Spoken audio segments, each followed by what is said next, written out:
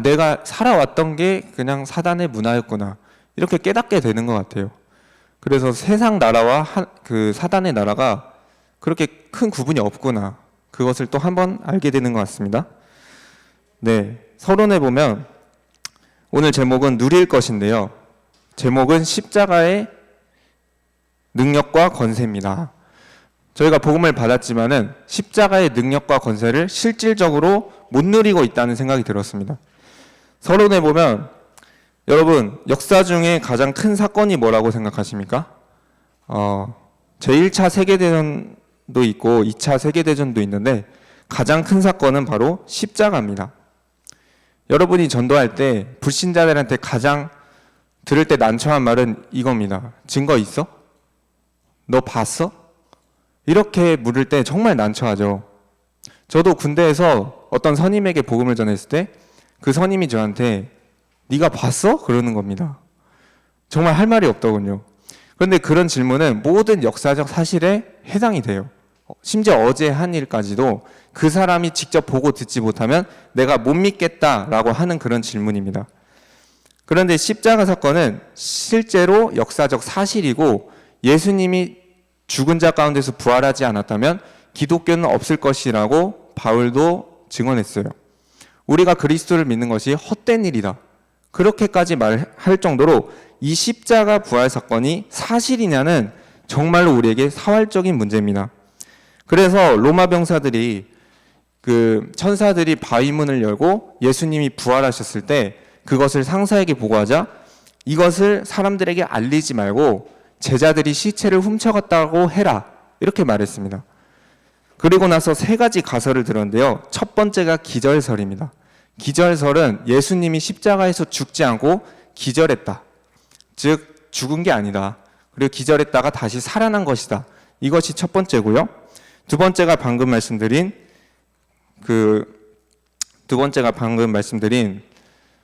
그겁니다. 제자들이 시체를 훔쳐갔다, 도난설. 근데 제자들은 예수님이 십자가에 못 박힐 때도 다 도망을 갔어요. 못 박힐 때도 도망을 간 사람들이 로마 병사들을 다 물리치고 시체를 훔쳐갔을 리가 없죠. 그리고 나서 환상설을 주장합니다. 환상설은 뭐냐? 예수가 부활한 것을 약 500명 이상의 제자들이 보고 목격한 증언을 기록하였는데 그것이 환상이라는 것입니다. 여러분, 500명 이상의 사람들이 환상을 볼 수 있을까요? 없어요. 그 기록들이 어떤 역사적 사료보다 더 사본이 많고 사본의 수가 절대적으로 많습니다. 그래서 예수님의 십자가 사건은 역사적인 사건이고 우리가 그 부활 사건을 믿지 못한다면 우리는 그리스도인이 아닌 것이죠. 그래서 서론의 1번은 두 번째로 큰 사건인데요. 역사상 가장 큰 사건 중 다음으로 큰 사건은 뭐라고 생각하십니까? 바로 에덴 동산 사건입니다. 에덴 동산 사건에 바로 사탄이 출현한 것입니다. 하나님이 사람을 창조하셨는데 사단이 출현했어요. 뱀이 출현해서 우리를 속였죠. 하와를 속여서 범죄하게 하고 타락해서 우리가 지금 이렇게 죄인이 된 것입니다. 그래서 창세기 3장 문제는 우리가 잘 알고 있듯이 나가 중심이 되고 내가 신이 된 것입니다. 불교에서도 무아, 실체란 없다라고 주장하면서 내가 부처가 되는 것을 목적으로 삼아요. 그래서 모든 종교 가운데 뉴에이지 사상이나 불교 사상 가운데서도 이 나가 중심이 되고 신이 되는 사상이 많이 들어 있습니다. 그런데 하나님께서는 사람이 행복해지는 것에 대해서 우리가 하나님처럼 되는 것에 행복하게 만들지 않았어요. 우리가 하나님과 함께 있는 것에 행복하게 만들었어요. 그런데 뱀은 반대로 말해서 너희가 신과 같이 될 것이다. 선악과를 먹으면 너희가 하나님과 같이 눈이 밝아져서 그와 같이 될까봐 하나님께서 너희에게 선악과를 먹지 말라고 한 것이다, 이렇게 속인 것이죠. 그래서 예수께서 오셨습니다. 서론의 2번 왕 선지자 제사장입니다. 예수님께서 오셨다는 것만 알고 사람들이 구체적으로 그래서 왜 그분을 믿어야 되는데, 그분이 뭘 하셨길래 믿어야 되는데 라고 의문을 제기하는 사람들이 많아요. 그것은 바로 왕의 역할을 하셨다는 것입니다. 원래 아담이 범죄했을 때 이 지구의 통치권은 사단에게 넘어갔어요. 고린도후서 4장 4절에 이 세상 신 그가 그리스도의 영광의 빛이 비치지 못하게 하려 함이라. 그리고 요한복음 16장 11절에서도 이 세상 임금이 심판을 받았습니다. 아니 하나님이 이 세상을 다스리셔야 되는데 왜 사단이 이 세상을 다스립니까? 우리를 하나님의 형상으로 만들고 지구의 통치자로 권세자로 세우셨는데 그것을 범죄함으로써 사단에게 통치권을 빼앗겼기 때문입니다. 그래서 예수님께서 오셔서 참 왕이 되셨어요. 요한일서 3장 8절에 마귀의 일을 멸하려 하심이라. 하나님의 아들이 오신 것은 사탄의 일을 멸하려고 오셨어요. 그리고 선지자의 역할, 사도행전 4장 12절에 그 이름 외에는 구원 얻을 이름을 주신 적이 없음이라. 그리고 요한복음 14장 6절에도 내가 곧 길이다, 진리다. 하나님의 아들 예수 그리스도를 제외하고는 어떤 이름으로도 하나님 아버지께 갈 수 없다는 것입니다. 그리고 제사장, 우리의 모든 죄를 해결하셨고 사람은 내 죄를 용서받을 수 없어요. 한 가지 죄를 지었든 만 가지 죄를 지었든 하나님 앞에서는 똑같은 죄인입니다. 그래서 서론의 3번 로마서 8장 2절에는 우리가 그리스도의 생명의 성령의 법으로 죄와 사망의 법에서 해방되었다고 했습니다. 여러분은 원죄와 죄에서 해방된 것입니다. 이것을 믿으셔야 돼요. 우리가 전에는 어둠의 자녀였더니 이제는 빛이라, 빛의 자녀들처럼 행하라는 에베소서 5장 8절 말씀처럼, 또 요한복음 8장 44절에 너희가 너희 아비 마귀라고 했습니다. 하나님을 만나기 전에, 그리스도께 구원받기 전에는 너희가 마귀의 자녀였어요. 그런데 우리가 해방을 받은 것이죠. 그리고 그리스도께서는 요한복음 19장 30절에서 십자가에서 모든 것을 다 이루셨다 했습니다. 그래서 본론으로 돌아가면 이 초대교회는 이 사실을 듣고 보고 증거한 사람들이 모인 교회입니다. 예루살렘에 많은 사람들이 모였어요. 예수의 부활을 목격한 제자들 500명 이상의 사람들이 모여서 예루살렘에서 기도를 했습니다. 그 중에서 보내심을 받은 자들이 사도예요. 여러분 아셔야 될 게 제자와 사도는 좀 달라요. 제자는 예수님을 그리스도로 믿고 영접한 사람들이지만 사도는 부활을 직접 목격하고 승천하심을 직접 목격하고 제자 중에서도 교회를 세우도록 보내심을 받은 자를 사도라고 합니다. 그런데 이들이 모여서 뭘 했냐? 오순절 날까지 성령이 충만하기를 기다렸어요. 왜냐하면 예수님께서 요한복음 14장 6절에 16절에 너희에게 보혜사 성령을 보내시리니 그와 너 영원토록 함께 있게 하심이라. 그렇게 약속하셨기 때문에 이들은 생업을 포기하고 다른 지역에서 왔지만 예루살렘에 무작정 모여서 기도를 했어요. 그런데 의문점이 있죠. 우리가 예수님을 믿기만 하면 구원받는다고 생각했는데, 그리고 예수님께 하늘과 땅의 모든 권세를 받아서 땅끝까지 복음을 전파하면 되는데 왜 이들이 교회에 모여서 열심히 기도했는지 아십니까? 사도행전 2장 4절에 그들이 성령이 충만하여 각기 다른 언어로 말하고 여러 가지 표적을 받았습니다. 왜 그러냐? 우리가 예수님을 믿었지만 성령을 받기 전에는 그 일을 할 수 없다는 거예요. 마태복음 28장 18절에서 20절에 땅끝까지 복음을 전파하라. 그 일을 할 수가 없습니다. 왜냐하면 그 사도라고 불리는 베드로와 제자들도 예수님이 십자가에 못 박히셨을 때 도망갔어요. 그런 제자들이 갑자기 예수님이 부활하셨다고 해서 그것을 목격하고 승천을 목격했다 해서 담대하게 복음을 선포할 수가 없습니다. 그래서 예수님께서는 성령을 너에게 보내주시겠다. 이것을 기다린 것입니다.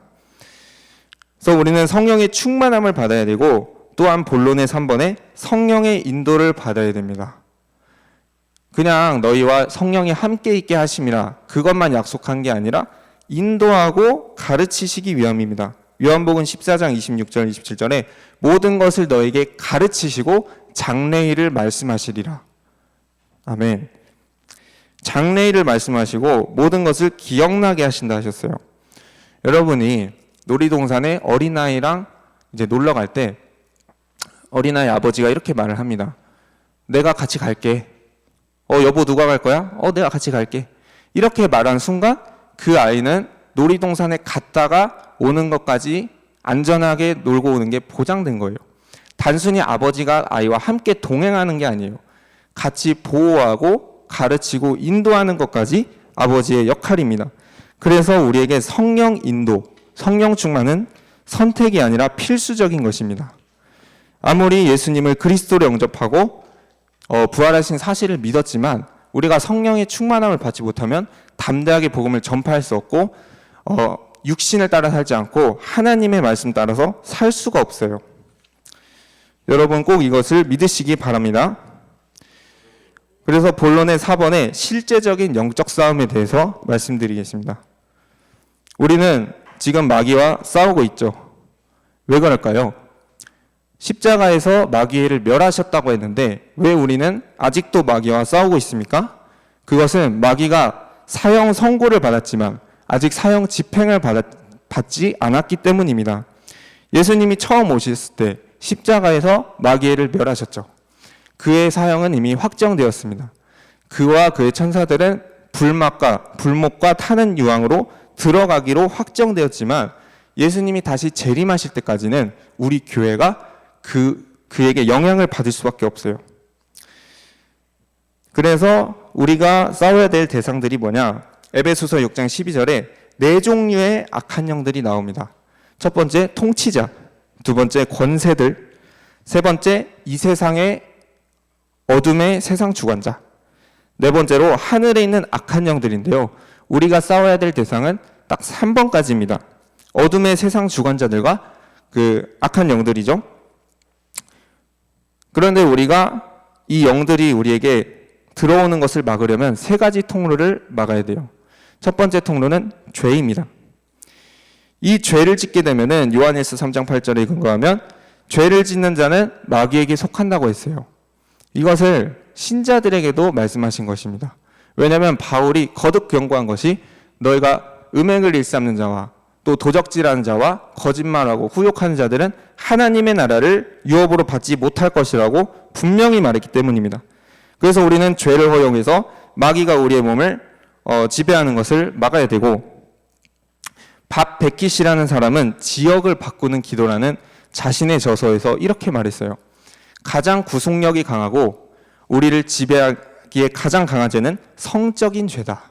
이렇게 말을 합니다. 그래서 제가 음란에 많이 고통을 받았습니다. 두 번째 통로는 생각이에요.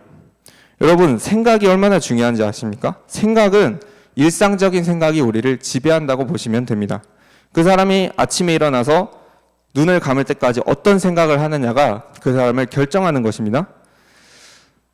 예를 들자면은 요한복음 13장 2절에 유다입니다. 마귀가 유다에게 예수를 팔 생각을 넣었더라. 이렇게 돼 있어요. 예수를 팔 생각을 넣었어요. 생각을 넣을 수가 있는 거예요. 심지어 예수님의 제자였고 3년 동안 공생의 사역을 하면서 예수님을 따라다닌 수제자였는데도 불구하고 그 제자에게 예수를 팔 생각을 넣었습니다. 그리고 베드로입니다. 베드로는 마태복음 16장 18절에서 예수님이 이렇게 말씀하실 때 어떻게 말했냐면, 내가 십자가에서 죽고 3일 만에 부활할 것을 제자들에게 알리시니, 그 다음에 베드로가 뭐라 했냐면, 주여 그런 일은 결코 있을 수 없나이다. 그러면서 킹제임스 버전에는 주를 꾸짖어 이르되 주여 결코 그럴 수 없느니라. 하나님께서 예수님을 보내셔서 십자가에 죽으신 것을 막는 거예요. 그래서 여기서 우리가 뭘 알 수 있냐? 사람의 생각이 하나님의 계획을 막는 것입니다. 마귀가 우리를 충동질하죠. 마귀가 우리를 속이죠. 그렇지만 주체는 우리입니다. 그것의 두 번째 통로가 바로 생각이에요.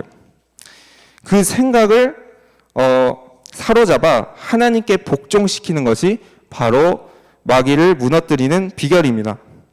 여러분이 마귀를 열심히 대적할 필요가 없어요. 열심히 대적할 필요가 없는 이유는 고린도후서 10장 4절 5절에서 우리의 싸우는 무기는 육신에 속한 것이 아니요 모든 마귀의 견고한 진을 무너뜨리는 하나님의 능력이라, 이렇게 말을 했어요. 그럼 우리는 견고한 진을 무너뜨려야겠구나 라고 하면서 주님, 마귀의 경관진을 무너지게 하옵소서 이렇게 기도합니다. 그런데 그런 기도를 할 필요가 없어요. 왜냐하면 그 다음 구절에 그리스도께 모든 생각을 복종시키고 하나님보다 높아진 모든 이론을 무너뜨리며 이렇게 말했어요. 그러니까 우리의 사람의 생각을 무너뜨리고 그리스도께 복종시키는 것이 마귀의 경관진을 무너뜨리는 것입니다. 그래서 세 번째 통로는 뭐냐면 눈입니다. 우리가 보는 대로 생각하죠. 보는 대로 내가 생각을 하게 됩니다. 그래서 그 눈이 밝으면 온몸이 밝을 것이요, 눈이 어두우면 모든 것이 어둡다고 마태복음 6장 22절 23절에 나와 있는데요. 우리가 눈을 제어하고 또 생각을 제어하지 않으면 마귀가 우리를 지배할 수밖에 없고 속수무책으로 당할 수밖에 없습니다. 우리의 영은 구원을 받았어요. 우리 영은 구원을 받았지만 이 땅에 살아가면서 하나님의 뜻을 온전히 이루지 못하고 마귀의 뜻에 따라 살게 됩니다. 여러분이 이 세 가지 통로, 죄, 생각, 눈을 차단하고 여러분의 악한 영이 지배하도록 허용하지 않는다면 악한 자와 굳이 싸우지 않아도 이기게 되는 것입니다. 이제 결론을 말씀드리겠습니다. 우리 역사는 E.H. 카라는 역사가가 유명한 역사가예요. 역사란 무엇인가라는 자신의 저서에서 역사란 무엇인가, 과거와 현재의 끊임없는 대화다 이렇게 말했습니다. 그런데 제가 그 말을 듣고 하나님의 말씀으로 역사를 딱 보면은 하나님의 자녀와 어둠의 자녀들의 끊임없는 영적 전쟁이다 이렇게 말할 수 있을 것 같습니다.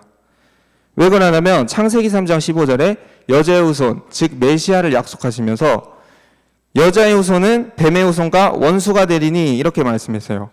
그러니까 창세기 때부터 지금까지 국가와 국가 간의 분쟁, 나라와 나라 간의 분쟁이 아니고 빛의 자녀, 즉 하나님의 자녀와 어둠의 자녀들의, 사탄의 자녀들의 분쟁이라는 것입니다. 그래서 아브라함의 씨에게 뭐라고 말씀하신다면 창세기 22장 17절에 너의 씨가 그 대적의 성문을 차지하리니, 여러분 아시죠? 아브라함을 통해서 그리스도가 오셨습니다. 아브라함의 28대 만에 다윗까지 14대, 그 이외에 14대 합해서 28대 만에 예수 그리스도가 오셨는데, 아브라함의 씨를 통해서 그 대적의 성문을 차지한다, 이 말은 우리가 승리한다는 것입니다. 믿으십니까? 네, 하나님의 자녀가 승리한다는 것입니다. 왜냐하면 예수께서 이미 세상을 이기었음이라 우리가 그분 안에 있으면 이미 승리한 것이고, 반대로 방금 말씀드린 세 가지 통로, 생각, 죄, 눈을 통해서 나를 마귀에게 내주게 되면 승리하지 못하게 된다는 것입니다. 그래서 우리는 어떻게 해야 되냐? 십자가에서 승리하신 예수님을 생명처럼 붙들고 그분 안에 있어야 됩니다. 왜냐하면 예수님은 모든 권세를 가지셨어요. 하나님께서 에베소서 1장에 모든 이름을 그 위에 뛰어나게 하사 가는 세상과 오는 세상에서 뛰어나게 하셨다고 하셨습니다. 그런데 그 예수님은 하늘과 땅의 모든 권세를 누구에게 주셨느냐? 교회에게 주셨습니다. 교회는 하나님의 성전이죠. 고린도전서 3장 16절에 우리는 하나님의 영이 거하는 처소입니다. 하나님의 영이 거하시는 처소가 교회며 그 교회에게 모든 권세를 주셨습니다. 결론적으로 여러분은 그 권세를 사용하시기만 하면 돼요. 구약시대 때는 왕, 선지자, 제사장 이 세 사람에게만 하나님의 영으로 충만해서 그들의 말을 따르고 하나님을 바라봐야 구원을 받았습니다. 그런데 지금은 그리스도께서 모든 영을 구원받은 자들에게 주셨어요. 그래서 지금의 선지자와 사도들은 여러분 안에 있는 그 그리스도의 영을 확인시켜주는 것일 뿐입니다. 권위를 가지고 지도하긴 하지만은 지금은 새 언약에서는 여러분의 안에 있는 예수 그리스도의 영을 확인시켜주는 것일 뿐입니다. 그래서 여러분은 구원받은 하나님의 자녀로서 이 세상과 마귀에게 지지 말고 진짜 죄와 싸워 승리해야 됩니다. 그래서 권세를 사용하는 것은 귀신을 쫓아내는 것도 맞지만 여러분이 현장에 나가서 말씀을 전파하는 것입니다. 그 사람을 위해 기도할 수 있어요. 그 지역을 놓고 어떤 영이 떠나가도록 기도도 할 수 있습니다. 그런데 여러분이 가장 하나님의 뜻을 실천하는 것은 그분의 말씀을 선포하는 것입니다. 예수님도 제자들과 사역하실 때 귀신을 쫓아내긴 했지만 어떤 저기 먼 나라를 위해서 기도하시거나 쫓아내시거나 그렇게 하지 않으셨어요. 그냥 제자들과 가서 함께 살고 귀신을 쫓아내며 말씀을 전파하셨습니다. 그때 하나님의 뜻이 이루어지는 것입니다. 네, 이상으로 마치고 기도하고 마무리하겠습니다.